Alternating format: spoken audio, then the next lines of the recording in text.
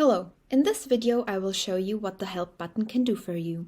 When you click on the button, the first item in the drop-down is the Help Center. When you click on it, the Empower Support website opens, and there you can find further information on the Empower products, which can give you answers to potential questions.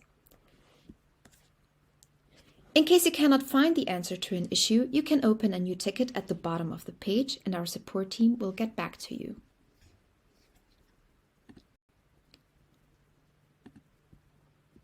The second item in the drop-down is Switch Empower Language.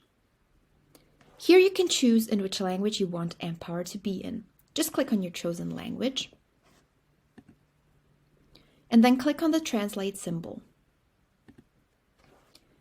The change will be applied after you restart Empower Mails.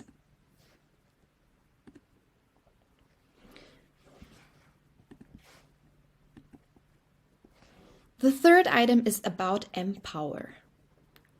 Once you click on it, you will get information on the current user